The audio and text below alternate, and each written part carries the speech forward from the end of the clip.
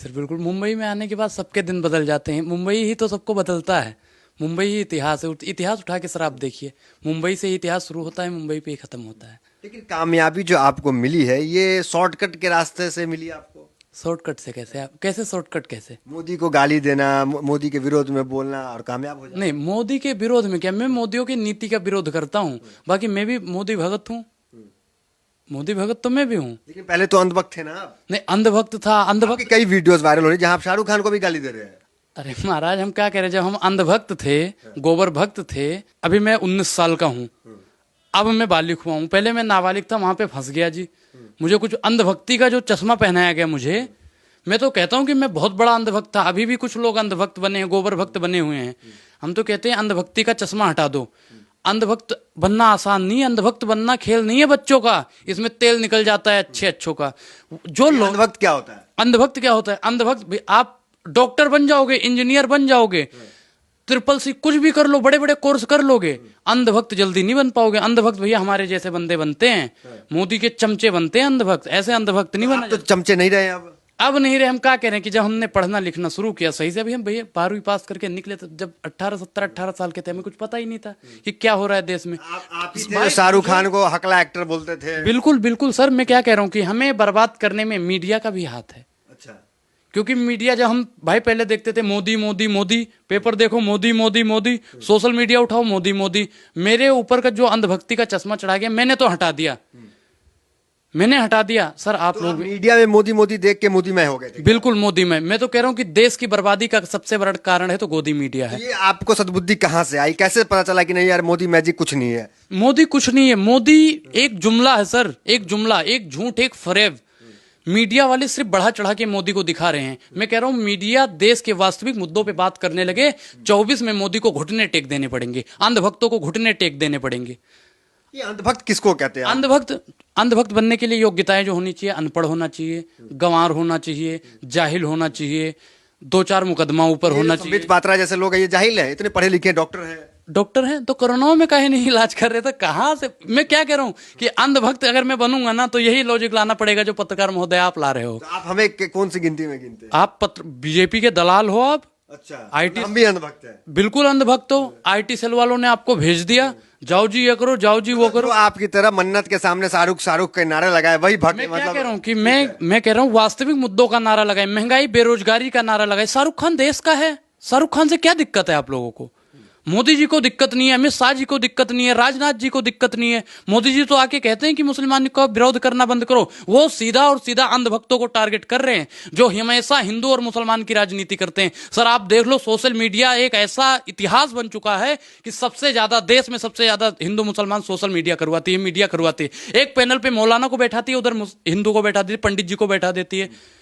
देश का इतिहास को नरक बनाने का काम करती है तो मीडिया करती है, भाजपा के चाटुकार लोग करते हैं। आप भी तो वही कर रहे हैं, गमछा भगवा गमछा पहन लेते हैं, टीका लगाते हैं और खुद को कट्टर सनातनी कहते हैं। सर मैं कट्टर सनातनी हूं। सनातनी का अर्थ होता है सत्य दिखाना। मैं महंगाई बेरोजगारी, मोदी का जो चेहरा है बेनकाब, जिसपे उन्होंने नकाब डाल रखा है ना, मैं उस नकाब को नीचे करने की कोशिश कर रहा हूं सर। बाकी मुझे कुछ नहीं मतलब। मैं अंधभक्त था, मैं मानता हूं। मैं गोबर भक्त था। मैं 400 वाला सिलेंडर पता है आपको कैसे गिनवाता था? कोई आता था तो हम कहते थे 400 का सिलेंडर, कितने दिन लाइन लगाना पड़ता था? 3 दिन लाइन लगाना पड़ता था। 1100 का सिलेंडर हुआ। महंगाई कहाँ है भैया?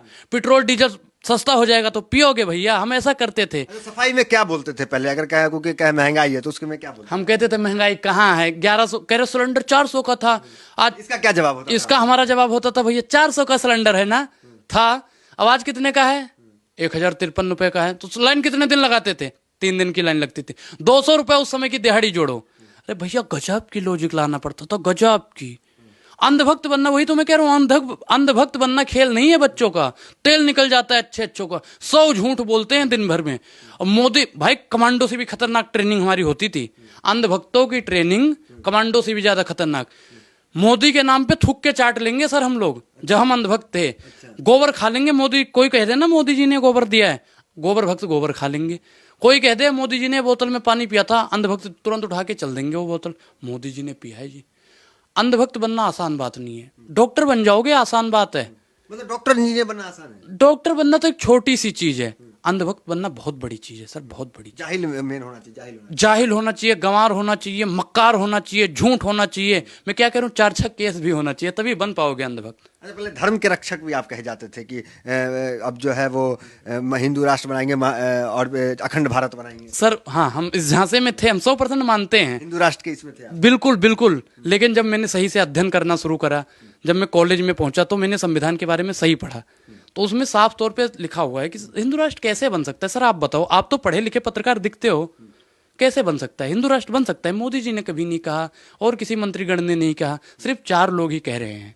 मैं कह रहा हूँ आईटी सेल के भेजे हुए दलाल लोग कहते हैं, बाकी कोई हिंदू राष्ट्र की काम नहीं। संविधान बाबा साहब ने लिखा, बाबा साहब पूजनीय है, मैं नमन करता हूँ, मोदी साहब से ज्यादा पूजनीय है वो। तो लेकिन सोशल मीडिया पे लिखा जा रहा है कि आप पलटू राम हैं, पलट गए हैं, उधर जो लोग जिनके जो आपके दोस्त यार थे वो आपको गाली गलौज कर रहे हैं। अरे भैया उनका काम है, मैंने क्या कहा, अंधभक्त जो होते हैं, गोबर भक्त जो होते हैं, जब कोई कामयाबी की सीढ़ी पे चढ़ने लगता है ना, तो उसे घसीटने का काम करते हैं।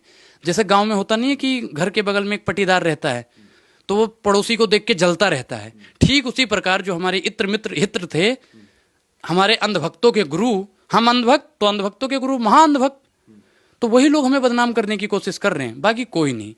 उन अंधभक्तों को तो मैं नमन करता हूँ, कहता हूँ आप भी सुधर जाओ महाराज, और सवाल पूछो सरकार से, देश का अगर संभालना है तो। देखिए, अभी भी ये मन्नत पहुंचे हुए हैं और यहाँ रेस्टोरेंट में हम इनसे बात कर रहे हैं, तो अभी फिर आप जाएंगे मन्नत? बिल्कुल जाएंगे सर, मन्नत जाएंगे। क्यों जाते हैं मन्नत? मन्नत जाते हैं, वहां पे हम लोगों को जागरूक करना चाहते हैं कि हिंदू मुसलमान की राजनीति से बचिए। वर्तमान सरकार आपको हिंदू मुसलमान की राजनीति में भटका के देश का बंटवारा करवा देगी। रेस्टोरेंट में यहाँ पे खाना खाना, मन्नत का चक्कर लगाना बहुत आसान नहीं है, बहुत पैसे लगते हैं, तो कोई फंड भी करना है आपको, कांग्रेस या कोई? अच्छा, आपको लगता है कि कांग्रेस का एजेंट हूं मैं? जब वर्तमान सरकार बीजेपी विधायकों को खरीद लेती है, सांसदों को खरीद लेती है, पार्षदों को खरीद लेती है, 4-6 दलालों को खरीद लेती है, वो जब मुझको नहीं खरीद पाई, तो 10 साल से जो कांग्रेस सरकार में नहीं आई, वो हमको खरीद पाएगी सर? थोड़ा मैं क्या कह रहा हूँ, अंधभक्तों के लक्षण है सर, जो हमें कहते हैं ना बिक गया है, ये हो गया है, वो हो गया, ये अंधभक्तों के लक्षण है, और वो आप में दिखाई देते हैं। आप भी मोदी की दलाली छोड़िए सर, वास्तविक मुद्दों पे हम लोगों को विकास की नजर दिखाइए कि मोदी जी ने ये काम नहीं किया, 2 करोड़ रोजगार नहीं दिया, महिला सशक्तिकरण नहीं किया, सिर्फ और बात करेंगे। बताइए, मुंबई आए तो क्या सब किया, किसी से मुलाकात हुई आपकी? मुलाकात सुनील पाल जी से मिले, कल देखो रजा मुराद से भी बात हुई थी, उनसे मिलेंगे, और अली खान से भी बातचीत हो गई थी, उनसे भी मिलना है कल। और यहाँ पे फैन